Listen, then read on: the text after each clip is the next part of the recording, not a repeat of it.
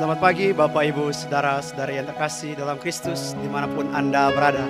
Kita bersyukur kepada Tuhan karena pada pagi hari ini kita kembali dikumpulkan dan disatukan untuk melanjutkan retret kita dalam mencari dan mengenal kehendak Allah dalam kehidupan kita.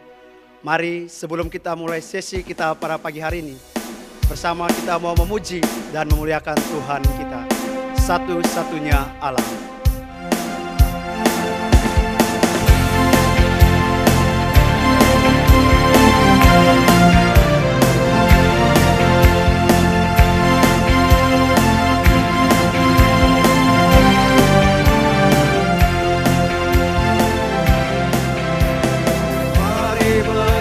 Dan menari diiringi gambus dan secapi seruling rebana dan celempung ceracap yang berbenti. Pujilah dan sembahlah Dia, rahmat-Nya yang diberikan kita, tinggikan dan agungkan Dia, Raja segala raja. Berkuasa alam semesta, Allah satu-satunya yang mengasihi dan cinta kita, tiada bandingnya. Mari menyanyi dan menari diiringi gambus dan kecapi seruling rebana dan celempung ceracap yang berbenti. Pujilah dan sembahlah Dia, rahmat-Nya yang diberikan kita, tinggikan dan agungkan Dia, Raja segala raja. Tuhan berkuasa alam semesta, Allah satu-satunya yang mengasihi dan cinta kita, tiada bandingnya. Tuhan berkuasa alam semesta, Allah satu-satunya yang mengasihi dan cinta kita, tiada bandingnya, tiada bandingnya, tiada bandingnya. Sungguh Tuhanlah yang berkuasa di atas segala ciptaan. Bersama Dia kita tidak takut untuk menyatakan segala kebenaran yang ada. Maka mari kita lanjutkan pujian kita. Kita nyanyikan Yesus.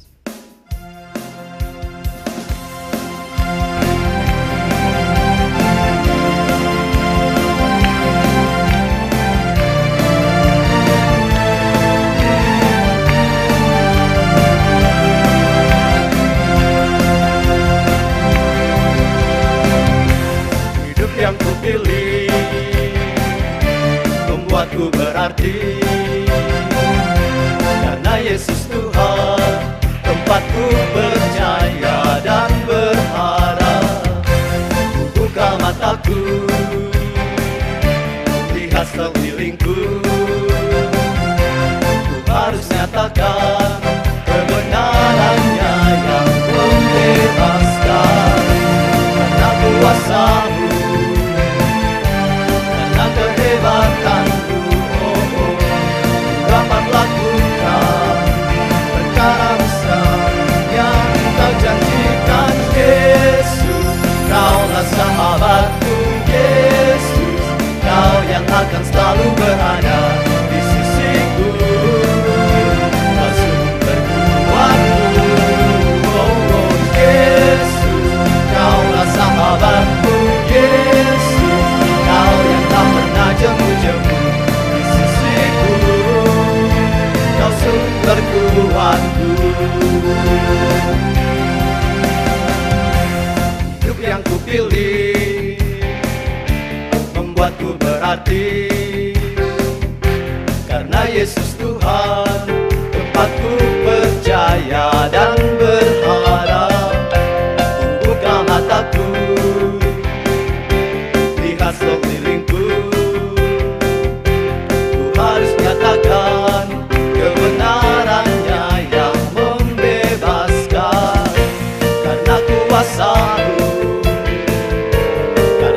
kehebatanku, dapat lakukan perkara besar yang Engkau janjikan. Yesus, Kaulah sahabatku.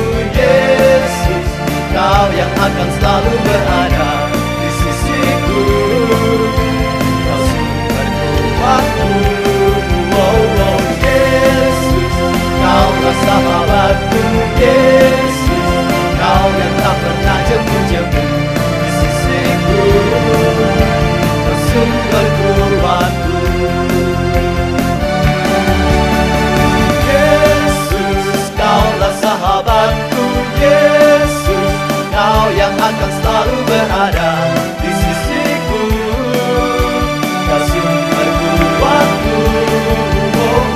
Yesus, Kaulah sahabatku. Yesus, Kau yang tak pernah jemu-jemu di sisiku. Kau sumber kuatku. Kau sumber kuatku. Kau sumber kuatku.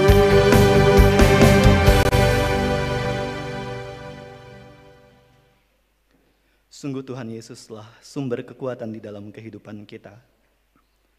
Karena Ia telah menghembuskan Roh Kudus-Nya di dalam hati kita masing-masing. Roh Kudus yang telah memenuhi hati kita.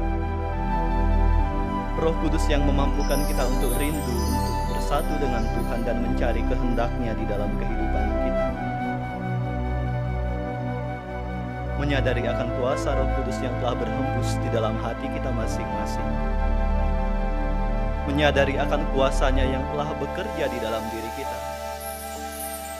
Mari pada saat ini, kita mau semakin membuka hati kita, membiarkan diri kita dikuasai oleh kuasa Roh Kudus yang telah sesungguhnya bekerja di dalam diri kita masing-masing. Mari bersama kita nyanyikan, Ya Roh Kudus, berhembuslah.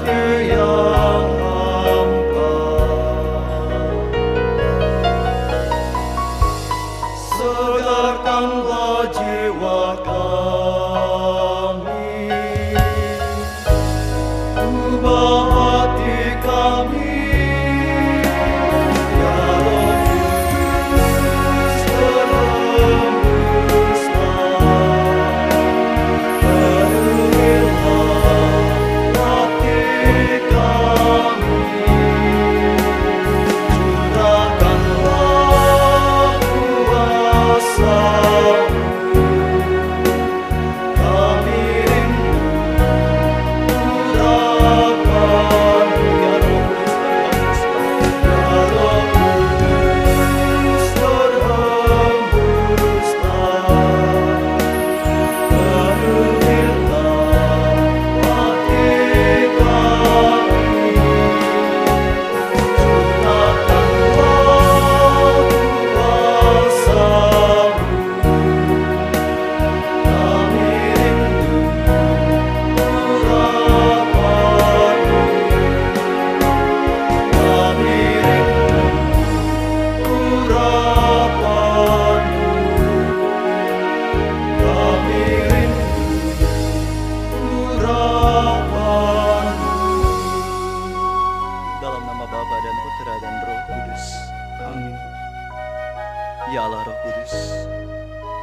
berhembuslah secara lepas bebas di dalam hati kami masing-masing.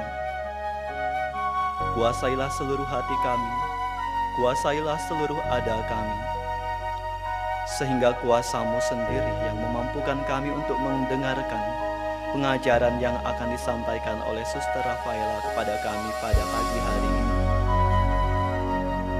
Kami mohon juga kepadamu ya Allah Roh Kudus, berhembuslah dan penuhilah hati anakmu Suster Rafaela yang akan memberikan pengajarannya. Biarlah apa yang ia berikan, apa yang ia sampaikan, boleh tersampaikan dengan baik berkat kuasa-Mu sendiri. Ini kami ya Allah Roh Kudus, kami serahkan seluruh ada kami hanya kepadamu. Semua doa ini kami sampaikan melalui perantaraan Tuhan kami Yesus Kristus. Dalam nama Bapa dan Putra dan Roh Kudus. Amin.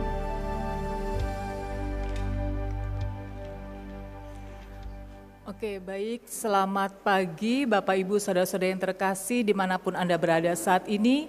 Dan juga selamat pagi untuk para suster frater yang ada di tempat ini. Selamat pagi semuanya.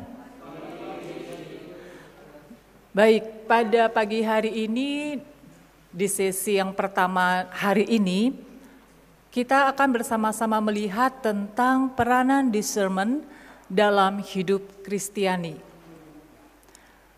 Kemarin kita sudah melihat apa itu discernment atau pembedaan roh, ya, dan juga bagaimana doa dan relasi pribadi dengan Tuhan itu menjadi satu syarat yang penting, ya. Nah, saat ini kita akan melihat bagaimana peranan discernment atau pembedaan roh ini di dalam kehidupan kita, ya, di dalam hidup Kristiani. Tentu kita semua setiap hari dihadapkan oleh pilihan-pilihan, ya. Baik Anda di rumah maupun kami di sini, tentu setiap hari ada pilihan-pilihan dan kita harus memutuskan untuk memilih yang mana. Kita harus memutuskan untuk melakukan yang mana, ya, yang kira-kira sesuai dengan kehendak Tuhan. Ya memang ini kita bicara dalam hal-hal yang lebih besar, ya. Kalau misalnya kalau ibu-ibu di rumah hari ini mau masak apa ya nggak perlu discernment panjang-panjang kan, nggak perlu doa dan puasa supaya tahu hari ini mau masak apa, ya kan? Atau mau pakai baju apa hari ini, ya. Kalau para suster frater tentu tidak ada discernment, ya. Hari ini mau pakai baju apa ya bajunya hanya itu aja, gitu kan? Jadi tidak perlu ada discernment atau pembedaan roh apa ya yang Tuhan kehendaki hari ini saya pakai baju yang mana ya. Nah, biasanya itu kan kalau misalnya di luar ya, Anda yang berada hidup di luar, kalau mau pergi bingung kan mau pilih baju apa. Nah, hal-hal yang ya bisa dikatakan hal-hal yang kecil seperti itu tidak perlu ya kita discernment panjang-panjang. Tapi di sini kita akan bicara bagaimana kita mau mengenali kehendak Tuhan, mengenali kehendak Bapa melalui proses discernment ini. Nah, pertama-tama kita lihat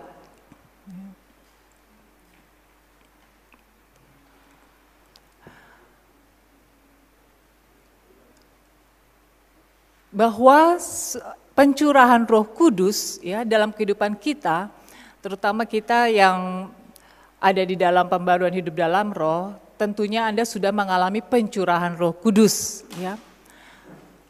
Pencurahan Roh Kudus ini menjadi satu titik awal di mana kita mau melakukan segala sesuatu di dalam bimbingan Roh Kudus. Saya tidak tahu Anda yang di rumah apakah semua sudah pernah mengalami pencurahan Roh Kudus atau didoakan ya penumpangan tangan untuk pencurahan pembaruan hidup dalam Roh Kudus. Ya.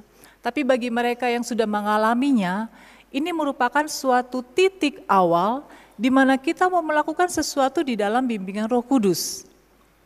Ya. Kita mau dibawa kepada kepenuhan hidup, menyadari akan kehadiran Roh Kudus di dalam hati kita, di dalam kehidupan kita masing-masing. Roh Kudus inilah yang akan memampukan kita untuk peka terhadap apa yang dikehendaki Allah di dalam hidup kita. Tentu kan kita selalu ingin tahu ya, apa sih yang Tuhan kehendaki atas diri saya, Apa sih yang Tuhan kehendaki untuk hidup saya, untuk masa depan saya? Ya pasti kita selalu bertanya-tanya, ya. Kenapa terjadi seperti ini? Apa yang Tuhan kehendaki? Apa maksud Tuhan dari semua ini? Nah, kita mau mencoba, ya, lebih peka lagi terhadap apa yang dikehendaki Tuhan terhadap diri kita. Karena itu kita membutuhkan Roh Kudus, ya. Nah, bagi mereka yang sudah mengalami pencurahan Roh Kudus, akan menjadi lebih peka, maju dalam kepekaan terhadap dorongan-dorongan dari Tuhan. Ya. Karena Roh Kuduslah yang membantu kita masing-masing untuk bisa mengenali apa yang menjadi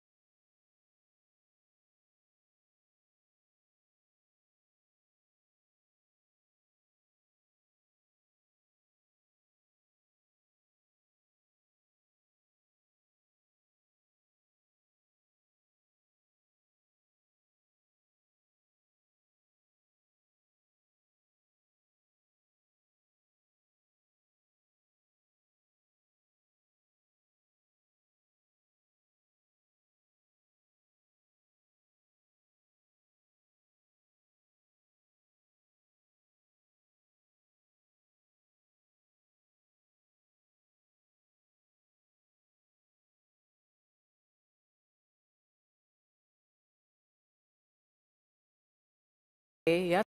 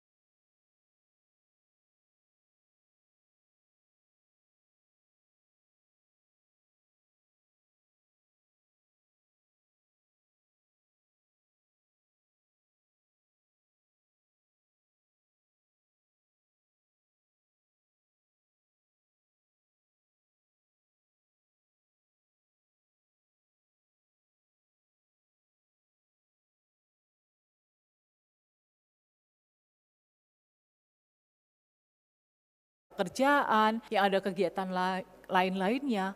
Mencari kesempurnaan hidup itu bukan dengan seperti itu. Ya. Jadilah bapak yang baik, suami yang baik, ya, bekerja yang baik untuk mencari nafkah bagi anak-anak dan istri. Ya. Sebagai istri, jadilah ibu yang baik di rumah. Nah, itu baru kita bisa mencapai kekudusan, kesempurnaan melalui status panggilan hidup kita masing-masing. Nah, jadi hati-hati, ada orang-orang tertentu yang digoda untuk mencari kesempurnaan yang tidak sesuai dengan panggilan hidupnya. Ya. Lalu, godaan halus yang lain, melakukan pelayanan yang berlebih-lebihan. Dia mengira bahwa itu adalah kehendak Tuhan. Mungkin setelah ikut retret, ya, lalu mengalami pencurahan Roh Kudus, begitu menggebu-gebu untuk melayani. Melayani itu baik atau tidak? Tentu baik, ya. Apakah Tuhan menginginkan kita untuk melayani? Tuhan menginginkan kita untuk melayani. Tapi kita juga harus, ya, bijaksana di dalam melakukan pelayanan. Contohnya kalau misalnya kalau misalnya para suster frater melakukan pelayanan sepanjang hari, ya, pelayanan tiap hari, ya itu enggak masalah, ya. Karena suster dan frater tidak punya tanggungan keluarga. Ya. Enggak ada yang nunggu pulang di rumah, aduh saya ini tugas adorasi sampai malam, nanti ada yang nunggu di rumah, siapa yang mau nunggu? Enggak ada yang nunggu, ya. Kalau misalnya suster fraternya pelayanan pergi keluar seminggu, 2 minggu, ya, untuk memberikan retret, ya pergi begitu saja tanpa ada kepikiran tanggungan, gimana nanti di rumah gini-gini, enggak perlu gitu ya. Tetapi bagi Anda yang berada di rumah, kalau Anda bayangkan dalam 7 hari, Anda tiap hari keluar pergi pelayanan, terus pagi pelayanan, sore pelayanan, sampai malam pulang, anak-anak di rumah tentu tidak ada yang terurus. Ya. Apakah itu kehendak Tuhan? Ya, di sini kita harus waspada. Kehendak Tuhan adalah untuk melayani. Tetapi bagi Anda di rumah, bagi Anda yang berkeluarga, kehendak Tuhan adalah melayani pertama-tama adalah pelayanan ke dalam, pelayanan ke keluarga Anda masing-masing. Setelah keluarga Anda terlayani dengan baik, keluarga Anda semua beres, barulah Anda bisa ikut pelayanan keluar, ya, mengikuti komunitas apa, ya, kelompok doa untuk melayani. Nah, tapi jangan sepanjang hari dalam 7 hari seminggu, setiap hari enggak ada di rumah karena apa? Loh saya ini kan harus pelayanan, hari ini saya harus pelayanan di Panti Werda, besok saya pelayanan di Panti Asuhan, besoknya lagi nanti saya harus pelayanan PD, besoknya lagi keliling ke rumah sakit untuk mendoakan orang. Ya terus-terusan seperti itu, ya orang keluarga di rumah tidak terurus. Ya. Nah itu bukan kehendak Tuhan. Ya. Itu merupakan godaan halus yang ada. Juga mungkin hal yang lain, adanya dorongan untuk melakukan kebajikan untuk dikagumi dan menonjol. Ya. Contohnya puasa, ya. Misalnya saya ingin berpuasa lebih. Ya. Misalnya puasa itu ya 1 minggu sekali. Ya. Kalau kami di Biara itu kan puasa hari Senin kan kami berpuasa. Ya. Nah, mungkin ada yang supaya saya lebih maju lagi, ya, supaya saya lebih cepat mencapai kekudusan, saya mau minta izin puasa lebih dari 1 hari. Ya. Mungkin saya akan puasa 5 hari seminggu, gitu kan. Wow. Itu puasa atau diet ya? Ya mungkin supaya kelihatan, wah saya ini pokoknya mau bermati raga, ya, berpuasa. Ya, tapi apa motivasinya?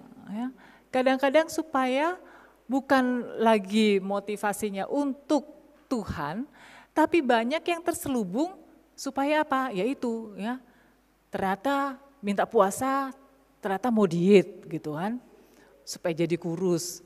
Berarti bukan untuk Tuhan, ya, untuk diri sendiri gitu. Lalu supaya dikagumi orang, wih hebat ya, Dia itu kalau puasa kuat ya, kita semua udah kelaparan, dia tetap happy aja puasanya dengan luar biasa. Ya kita ingat aja orang-orang Farisi seperti itu ya.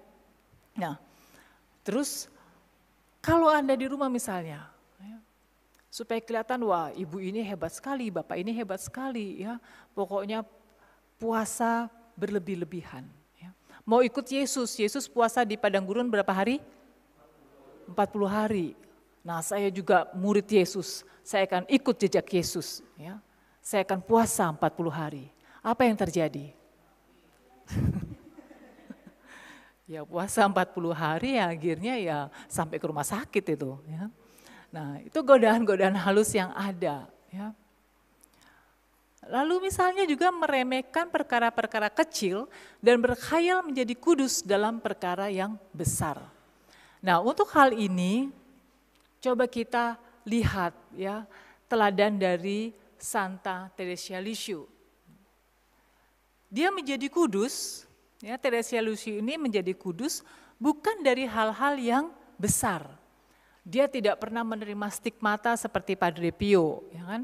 Dia tidak pernah berdoa sampai levitasi ya naik gitu.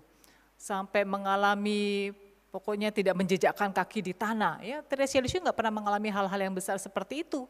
Mungkin orang-orang kudus yang lain ada yang mengalaminya. Tapi Teresia Lisieux dia menjadi kudus yang sangat istimewa adalah dia menjadi kudus karena hal-hal yang kecil dan sederhana. Nah jadi untuk menjadi kudus itu tidak perlu hal-hal yang besar. Ya. Nah di sini kita lihat. Ya. Seringkali mungkin kita digoda untuk meremehkan perkara-perkara kecil dan kita berkhayal menjadi kudus dengan melakukan perkara yang besar. Padahal dari perkara kecil, kalau kita setia pada perkara-perkara kecil, maka kita akan bisa juga menjadi kudus seperti Teresia Lisieux ini. Nah, lalu hal yang lain lagi, ya, godaan-godaan halus itu ternyata banyak ya. Senang memikirkan jasanya dan ingin dihargai orang. Contohnya seperti raja yang menaiki keledai, ya kan? Orang mengeluh-ngeluhkan sepanjang jalan itu orang bersorak-sorai mengeluh-ngeluhkan raja itu, tapi keledainya ini yang berpikir, wah orang itu mengeluh-ngeluhkan dia, ya kan? Ketika raja itu sudah turun, orang nggak peduli lagi dengan keledainya. Ya. Nah kita manusia ini juga seperti itu. Kita ini adalah keledai-keledai Tuhan. Ya. Kita bisa melakukan segala sesuatu, kita bisa melakukan apapun ya, karena Tuhan yang ada di atas kita. Tuhanlah yang menunggangi kita. Dialah raja yang menaiki keledai itu. Kita ini keledai Tuhan. Jadi kalau kita berhasil melakukan sesuatu atau kita ya misalnya Anda melakukan suatu pekerjaan lalu sukses, itu bukan karena kemampuan Anda ya, itu bukan karena ya kehebatan Anda, tetapi itu karena apa? Karena Tuhan sendiri yang memberikan rahmat itu. Ya. Jadi janganlah kita mencari pujian dari manusia. Ya. Nanti kalau misalnya kita mendapatkan pujian dari manusia, ya jangan salahkan kalau nanti ketika di akhir hidup kita, ya Tuhan akan mengatakan kamu sudah mendapatkan pahalamu di dunia, kamu sudah mendapatkan pujian dari manusia. Ya. Nah, kita bukan mengejar pujian dari manusia, ya kan? Tetapi kita mau melakukan segala sesuatu apa yang menjadi kehendak Tuhan. Kalaupun kita berhasil melakukan segala pekerjaan dengan baik, kita bersyukurlah, ya, kita bersyukur dan kita kembalikan kepada Tuhan karena kita bisa melakukan semua itu semata-mata hanya karena rahmat Tuhan. Ya. Lalu juga terus mengeluh dan putus asa bila menghadapi kesukaran dan pencobaan. Nah ini kita digoda untuk mengeluh terus ya, mengalami putus asa bila menghadapi kesukaran atau pencobaan. Kenapa ya Tuhan kok seperti ini? Ya. Apa sih Tuhan maksudmu? Apa sih Tuhan kehendakmu? Kenapa bertubi-tubi seperti ini? Ya masalah demi masalah datang. ya kita digoda untuk mulai mengeluh dan mengeluh, ya, merasa Tuhan gak peduli, merasa Tuhan jauh. Ya. Nah, saudara-saudara yang terkasih, jika semua itu ya masih ada, berarti semua itu tanda orang masih mempunyai luka batin. Ya. Orang yang mau melakukan suatu discernment untuk mencari kehendak Tuhan, tapi masih memiliki hal-hal tadi atau luka batin tadi, dia tidak akan bisa melakukannya dengan baik. Kalau kita mau mengenali kehendak Allah, maka kita harus bisa lepas bebas, ya. Kita tidak terikat pada hal apapun, ya, dengan segala godaan-godaan halus tadi. Jadi jika kita sudah bisa lepas bebas, maka kita akan melakukan discernment dengan baik dan kita akan lebih peka mengenali apa yang menjadi kehendak Tuhan. Nah, lalu kita lihat, ya, bahwa dalam segala sesuatu, ya, tentu di sesi pertama juga sudah dijelaskan, ya, ada 3 sumber inspirasi, yaitu dari Tuhan, diri sendiri, maupun dari roh jahat. Nah, sekarang kita lihat, ya, tanda-tanda bahwa inspirasi itu bukan dari Allah. Nah, ini sebagai patokan kalau apakah saya ini sudah memilih atau sudah melakukan sesuai dengan kehendak Tuhan, ya, jika kita melakukan discernment. Lalu kita bisa lihat tanda-tanda inspirasi ini bukan berasal dari Allah. Misalnya, kehilangan damai tanpa sebab yang objektif. Mungkin kita sudah mengambil keputusan, ya, tapi hati kita merasa gelisah dan tidak tenang. Mungkin kita kok setelah mengambil keputusan itu, kita mulai menjalaninya kok membuat hati saya itu malah gelisah, ya, membuat hati saya itu malah tidak tenang. Lalu juga ada rasa khawatir kita tidak mengikuti dorongan Allah. Rasa khawatir ini sehingga membuat kita menjadi sibuk dengan diri sendiri dan berputar-putar pada diri sendiri. Lalu juga kok setelah saya melakukan itu atau saya memutuskan satu hal ini, kok saya selalu sedih gitu, ya, sedih tanpa sebab. Ya, seperti dulu pernah ada seorang gadis, dia selalu merasa sedih tapi dia nggak tahu penyebabnya apa. Tapi sering kali dia setiap hari itu tiba-tiba sedih, ya, tanpa sebab. Ya. Nah, rupanya setelah didoakan, ya, setelah dibantu untuk melihat apa yang terjadi, ada satu penyesalan di masa lampaunya karena dia telah salah mengambil satu keputusan. Nah, jadi dia baru sadar setelah itu dia mulai selalu dihinggapi rasa sedih. Lalu juga digoda untuk mundur teratur dan meninggalkan hidup rohani. Orang mulai lalai menjalani hidup rohani. Justru setelah mengambil keputusan ini kok bukannya makin maju di dalam hidup rohani, tapi makin mundur, ya, dan mulai meninggalkan hidup rohaninya. Lalu timbul ketakutan-ketakutan. Aduh, apakah ini benar ya? Sepertinya saya ini sudah salah mengambil keputusan. Kok saya jadi selalu merasa takut?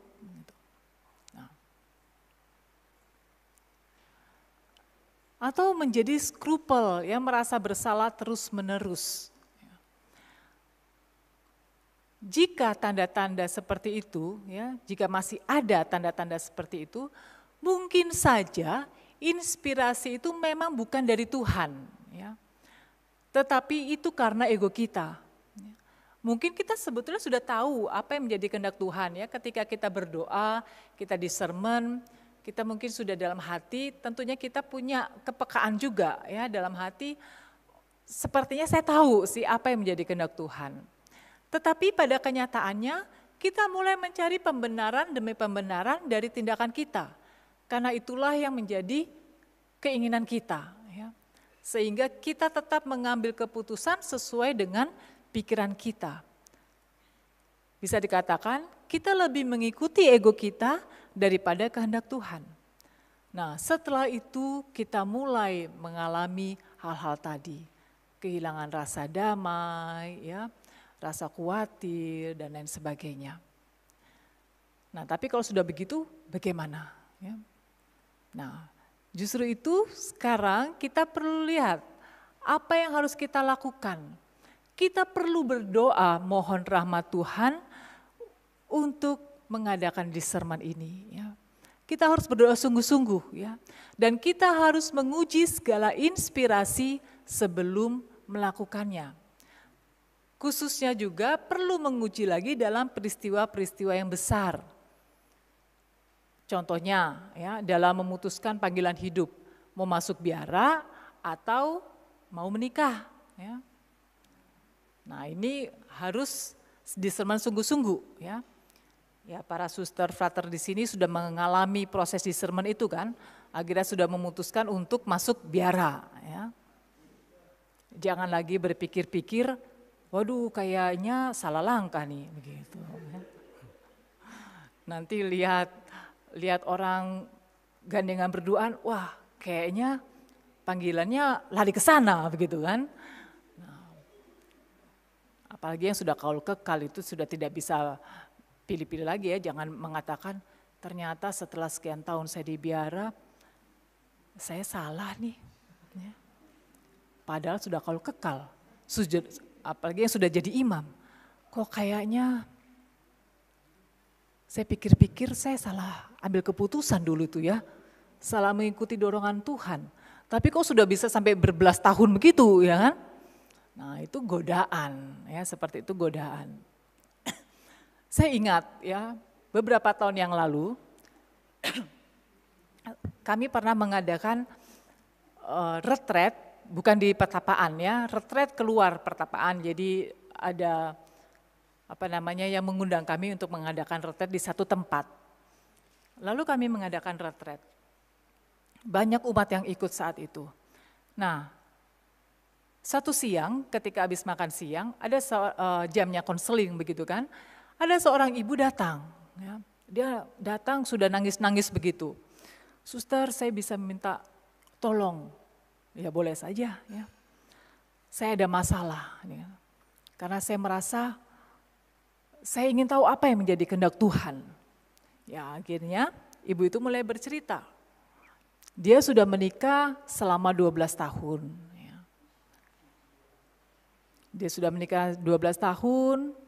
Dia sudah punya 2 anak, ya.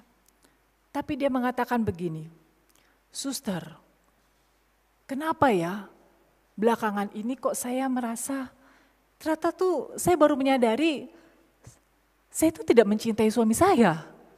Gitu, ya. Ya itu kata ibu itu ya, padahal sudah menikah 12 tahun. Ya. Tapi kok saya rasanya akhir-akhir ini saya merasa keputusan saya menikah dengan suami saya itu salah suster. Karena rupanya saya nggak mencintai dia. Lalu saya tanya, ibu, dulu sebelum menikah ibu pacaran atau enggak? Pacaran gitu kan. Berapa lama? Sekitar 2 tahun lah suster. 2 tahun sudah cukup saling mengenali. Lalu ibu sudah punya anak. Iya suster, ada 2 anak kami. Lalu sekarang ibu bilang ibu tidak mencintai suami ibu. Iya ternyata begitu gitu kan. Lalu apa mau ibu sekarang? Ya, akhirnya dia nangis-nangis, bagaimana ini suster? Apa yang menjadi kehendak Tuhan buat saya gitu kan. Lalu punya cerita, setelah dikorek-korek, akhirnya ibu itu mengatakan, ya suster, sebenarnya sebulan yang lalu tuh saya ketemu mantan pacar saya.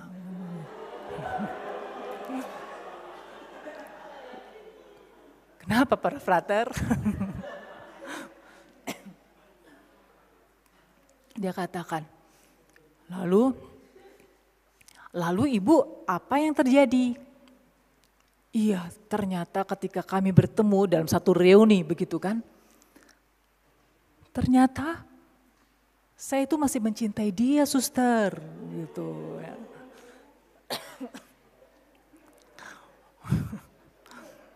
lalu si mantan pacarnya dia katakan, dan ternyata mantan pacar saya itu juga masih mencintai saya. Wah, rupanya cinta pertama itu tidak pernah mati, katanya gitu ya. Ya kalau cinta pertama kita Tuhan Yesus, ya para frater tentu tidak akan pernah mati itu cintanya, ya enggak? Nah, tapi si ibu ini, akhirnya saya tanya, lalu mantan pacar ibu itu sudah menikah atau belum? Sudah suster, sudah punya anak, 3 anaknya gitu kan. Lalu bagaimana? Iya tapi dia masih mencintai saya dan ternyata saya juga masih mencintai dia. Jadi suster, tolonglah suster, apa kehendak Tuhan bagi saya? Nah sekarang saya kembalikan para suster frater ya, atau para saudara di rumah. Kalau dihadapkan seperti itu, apa jawaban Anda?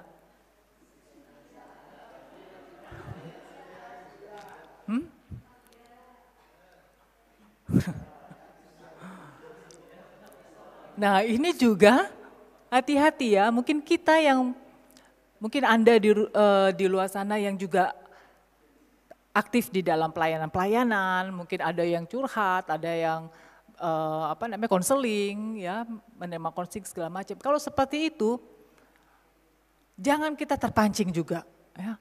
Lalu kita mau mengatakan, oh ya baiklah, mari Ibu kita discernment, kita cari tahu apa kehendak Tuhan. Ya. Nah itu sudah jelas ya, kita tidak perlu lagi discernment. Ya. Jelas kehendak Tuhan adalah engkau harus setia pada perkawinanmu. Gak ada sudah 12 tahun menikah lalu kehendak Tuhan ternyata saya itu salah. Harusnya saya kembali sama mantan saya. Lalu mantannya menceraikan istrinya, dia menceraikan suaminya, lalu mereka jadian berdua. Apakah itu kehendak Tuhan? Kita harus peka ya. Tentu kita nggak perlu lagi mengatakan ya sudah ibu discernment aja lagi. Jangan kasih nasihat seperti itu ya. Oh ketika ditanya apa kehendak Tuhan bagi saya suster? Kehendak Tuhan bagimu adalah engkau harus setia pada perkawinanmu. Ya. Lupakan mantanmu itu ya. Nggak ada itu namanya cinta pertama tidak pernah mati. Ya. Ya. Jadi kita tahu bahwa kehendak Tuhan itu adalah yang terbaik ya. Jangan sampai kita salah melangkah ya. Sama seperti tadi yang sudah hidup di biara bertahun-tahun, sudah kalau kekal, sudah jadi imam, lalu tiba-tiba mengatakan ternyata dulu saya salah melangkah ya, saya salah mengambil keputusan. Ya. Jadi lebih baik saya keluar. Nah. Lalu sekarang kita harus tahu juga ya kalau seandainya memang kita salah mengambil keputusan itu bagaimana? Ya kan? Misalnya kita salah mengambil keputusan, apa yang harus kita lakukan? Mungkin ternyata, ya ini bukan kasus ibu tadi ya, kasus yang lain. Misalnya ternyata ketika saya sudah mengambil keputusan dan saya jalanin, saya merasa sungguh-sungguh ini rupanya takutnya ini saya salah melangkah ya, saya salah mengambil keputusan. Apa yang harus kita lakukan? Dua keputusan itu misalnya sama-sama baik gitu kan. Misalnya pilihan untuk pekerjaan. Ada pekerjaan A, pekerjaan B. Dua-duanya baik gitu ya. Nah saya dua-duanya ada orang menawari saya dua pekerjaan itu. Apa yang harus saya lakukan? Saya harus pilih kan salah satu. Nah, kita bisa mulai berdoa ya. Kita bisa mulai berdoa untuk mengambil keputusan ya. Apa? A atau B. Ya. Nah, misalnya kita sudah mengambil keputusan, saya mengambil keputusan pekerjaan yang A. Ternyata setelah saya jalanin pekerjaan A ini, kok kayaknya pekerjaan ini harusnya lebih baik saya ngambil yang B gitu kan. Tapi ini saya sudah terlanjur ya. Lalu apa yang harus saya lakukan? Nah di sini ya, kita perlu juga tahu bahwa Tuhan mungkin ya Tuhan mungkin menginginkan saya memilih pekerjaan yang B.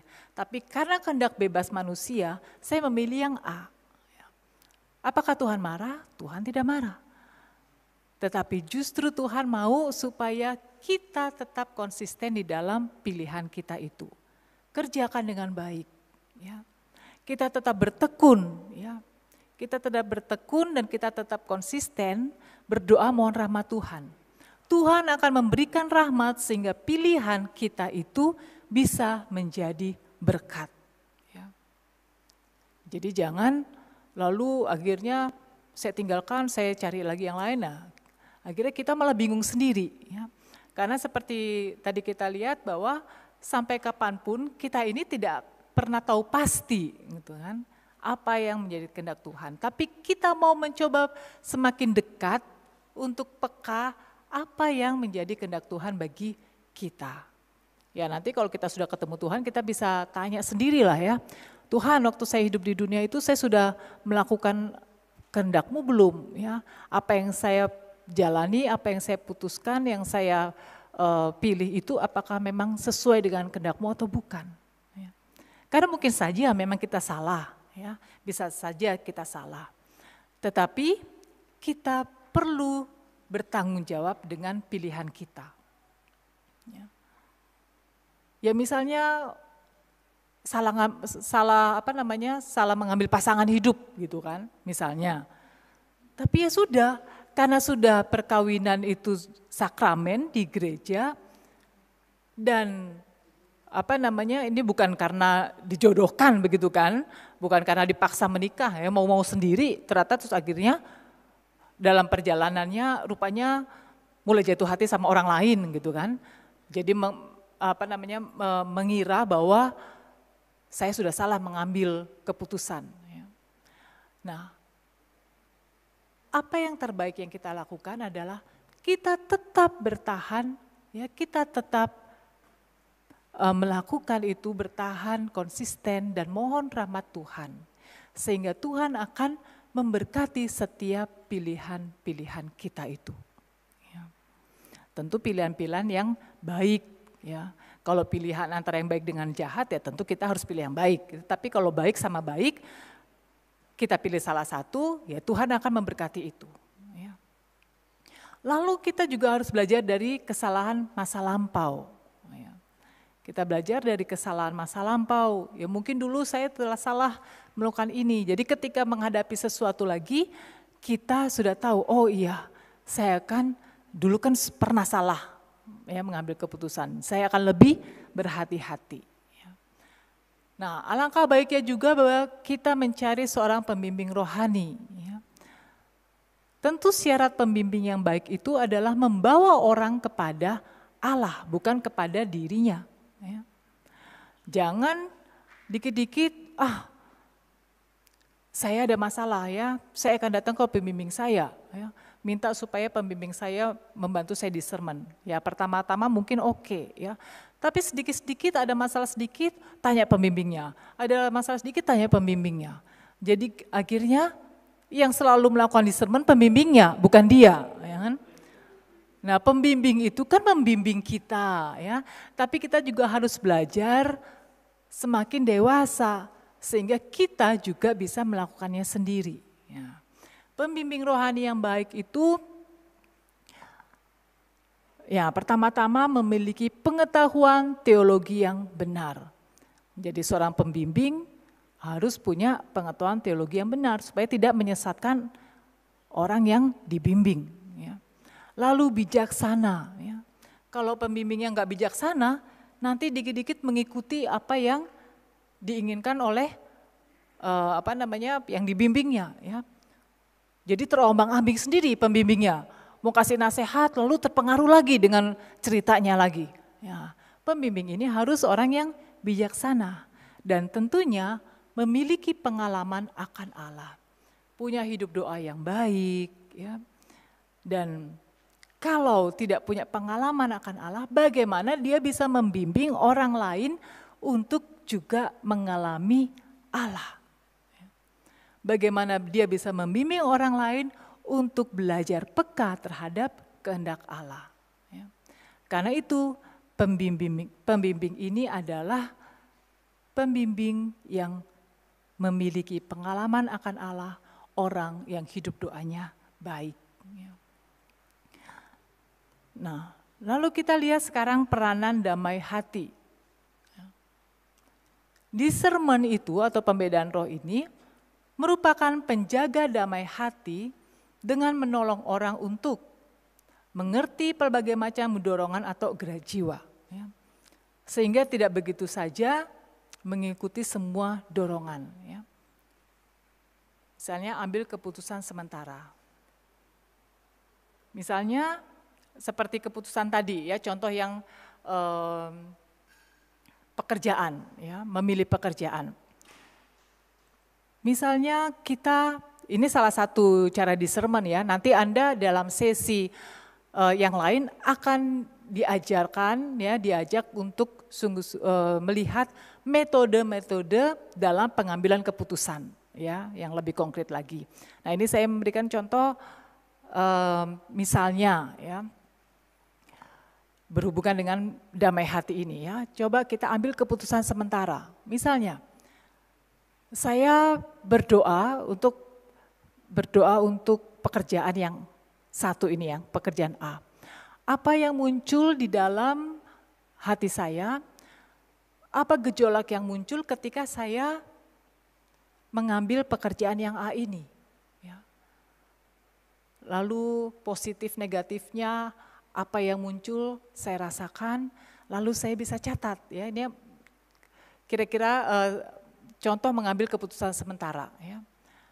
Lalu setelah itu, saya mencoba juga mengambil keputusan sementara, misalnya saya memilih pekerjaan yang B. Apa yang muncul? Ya, positif negatifnya, gejolak apa seandainya saya bekerja di perusahaan yang B ini.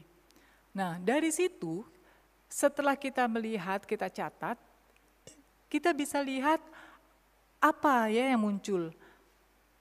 Lebih banyak yang mana positifnya? Yang A atau yang B? Ya. Seperti juga misalnya mau menentukan saya hidup membiara atau saya hidup berkeluarga. Ya. Tentu kan semua yang di sini sudah pernah mengalami proses itu. Ya. Nah misalnya bagi Anda yang di rumah lagi bingung juga nih ya, muda-mudi. Saya mau hidup membiara atau hidup berkeluarga ya. Sampai sekarang belum punya pacar juga. Mau hidup berkeluarga, mau sama siapa gitu kan, belum ada pasangan. Apa lebih baik masuk biara ya? Nah itu mah seperti pelarian ya. Tapi misalnya sepertinya ada panggilan, tetapi kepingin juga menikah, gimana dong? Gitu kan? Nah lakukanlah discernment itu. Ya. Ambil keputusan sementara, misalnya dalam 1 minggu ini saya akan berdoa untuk keputusan masuk biara. Jadi disposisi batin saya ini, saya adalah seorang suster atau seorang frater. Ya. Jadi dalam seminggu ini saya akan lihat apa yang muncul gitu kan, apa yang muncul dalam seminggu ini. Setiap hari saya pagi-pagi saya membayangkan kalau saya jadi suster atau frater, itu saya lakukan ini ya. Besoknya begini.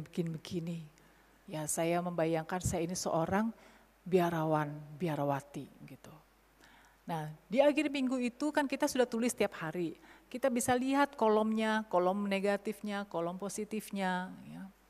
Apa gejolak yang muncul. Lalu minggu berikutnya saya berdoa untuk hidup keluarga. Saya punya suami, saya punya istri, saya punya anak-anak. Ya, dalam seminggu itu saya membayangkan diri saya sebagai seorang bapak rumah tangga gitu kan, atau ibu rumah tangga. Wah dari pagi sibuk sekali urus anak lah, anak mau ke sekolah ya. Seorang suami, aduh saya sibuk sekali nih mau bekerja. Pagi-pagi sudah harus bangun siap-siap ke kantor, lalu pulang segala macam gini. Tiap hari selama seminggu itu seperti itu. Ya. Lalu catat, ya. Dari situ, dari keputusan sementara itu, kita akan lihat damai hati kita ini. Ya. Kita lebih merasa damai, nyaman itu yang mana? Gitu. Apakah ketika saya disposisi batin saya berdoa untuk yang A ini atau untuk yang B ini. Nanti kita akan melihat arahnya kemana gitu kan. Kita akan bisa melihat Tuhan menggerakkan kemana. Damai hati saya, oh ternyata ketika saya sedang discernment untuk pilihan yang A ini, saya rasa damai sekali gitu ya. Tapi ketika yang B, saya rasa ada sedikit kegelisahan segala macam. Nah, jadi dari keputusan sementara itu kita bisa mengambil ya, paling tidak lebih bisa mengambil keputusan yang mana ya, yang membuat saya lebih damai. Ya, kalau semakin membuat saya semakin tidak damai, yaitu kita bisa simpulkan mungkin itu memang bukan kehendak Tuhan.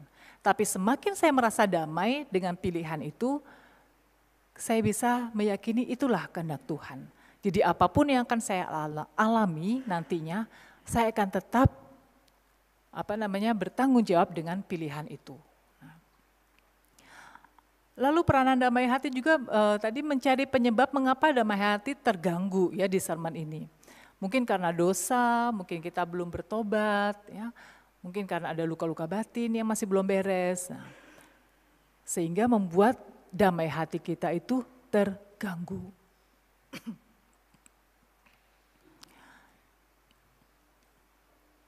Lalu damai sejati ini timbul dari persatuan kehendak kita dengan kehendak Tuhan. Jadi kalau kehendak kita ya sama dengan kehendak Tuhan, maka tentunya hati kita itu akan mengalami damai. Ya. Hati kita akan mengalami sukacita. Tapi kalau kehendak kita itu bertentangan dengan kehendak Tuhan, disitulah damai hati kita akan terganggu. Ya.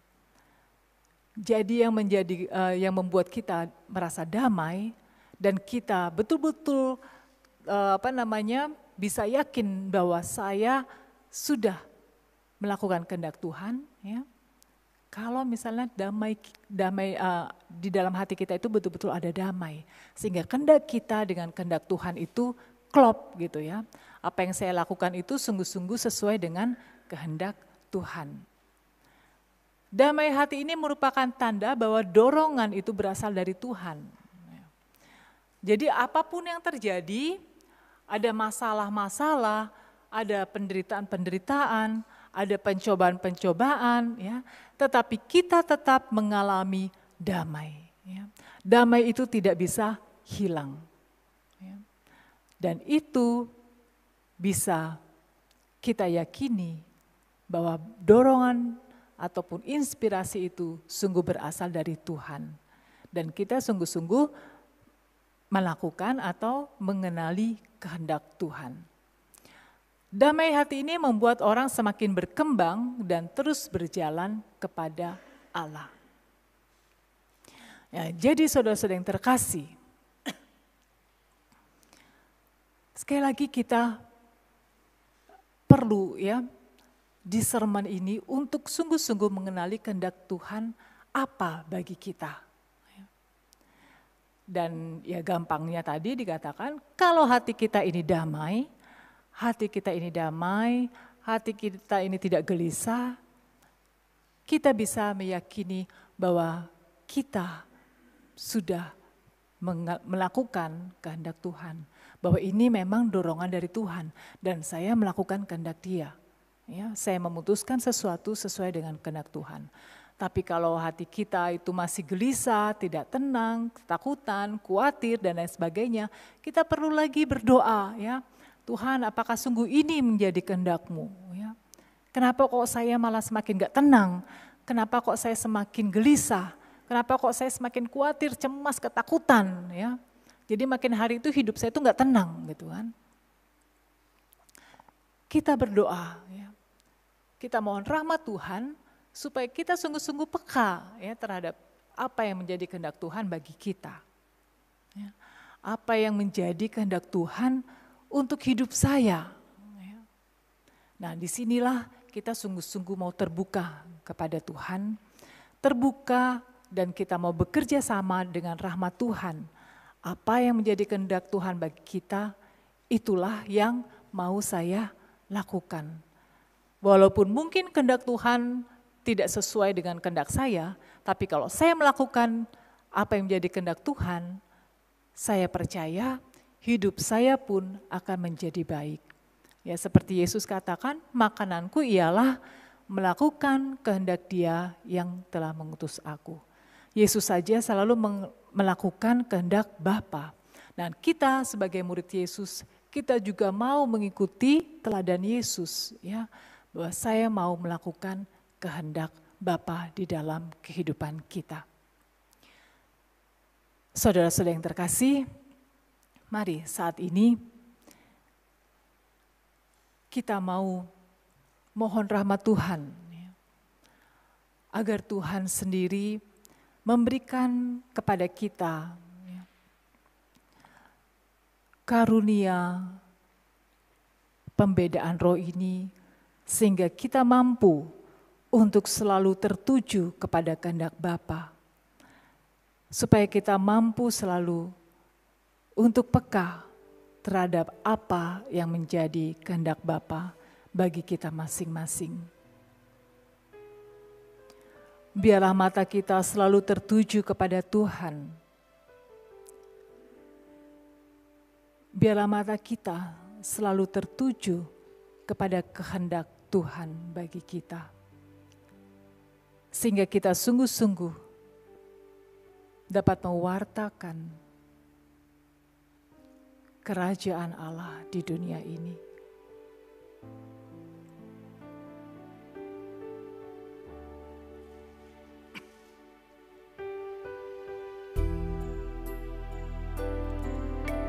Mari kita mau resapkan lagu ini menjadi suatu penyerahan diri kita terhadap kepada Tuhan. Bahwa kita mau selalu melakukan kehendak-Nya di dalam kehidupan kita.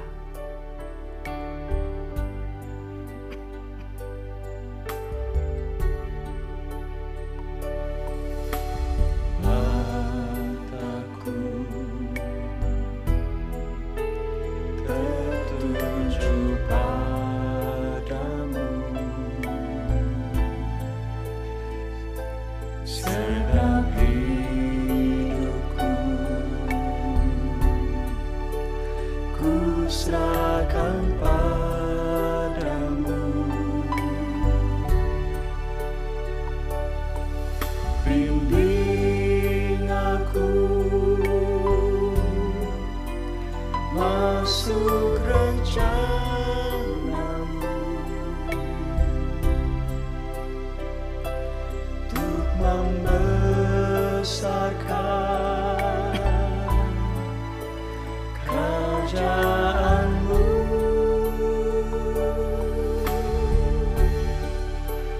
Ku mau mengikuti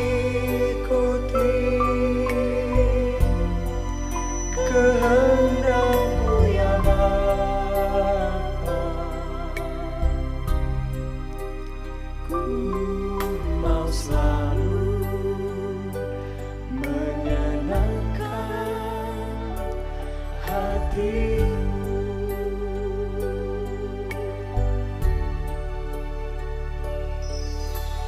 Mataku tertuju padamu, segenap hidupku ku serahkan padamu. Bimbing aku masuk rencana-Mu,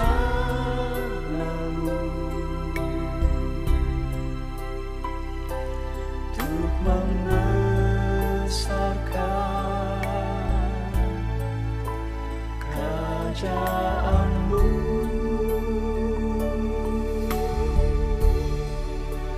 Ku mau mengikuti kehendak-Mu ya Bapa.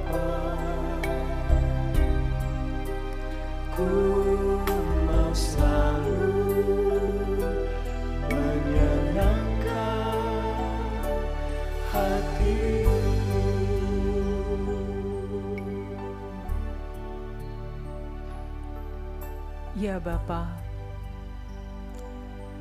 itulah kerinduan hati kami untuk selalu mengikuti apa yang menjadi kehendak dan rencana-Mu di dalam kehidupan kami. Ajarilah kami ya Tuhan, agar kami selalu belajar peka, mendengarkan apa yang Kau kehendaki atas diri kami. Berikanlah kepada kami rahmat-Mu, agar kami mampu membedakan apa yang merupakan dorongan dari-Mu dan apa yang bukan dorongan dari-Mu. Sehingga sungguh-sungguh dalam hidup kami ini, kami hanya mau terarah kepada kehendak-Mu ya Tuhan. Bantu kami untuk dapat selalu mengenali kehendak-Mu di dalam kehidupan kami. Sehingga kami sungguh-sungguh dapat hidup dengan damai, hidup penuh sukacita, hidup sungguh-sungguh bersatu dengan Engkau. Terima kasih ya Tuhan. Kami serahkan seluruh diri kami ini kepadamu. Biarlah rahmat-Mu sendiri yang terus menguasai diri kami. Dan Roh Kudus-Mu sendirilah yang juga akan selalu menuntun kami, membawa kami semakin peka. Dan kami dapat senantiasa melakukan setiap kehendak dan rencana-Mu di dalam kehidupan kami. Terima kasih ya Tuhan. Terima kasih untuk segala berkat dan rahmat-Mu ini. Terima kasih ya Tuhan Yesus. Kemuliaan kepada Bapa dan Putra dan Roh Kudus, pada permulaan, sekarang, selalu, dan sepanjang segala abad. Amin. Dalam nama Bapa dan Putra dan Roh Kudus. Amin. Tuhan memberkati Anda semua.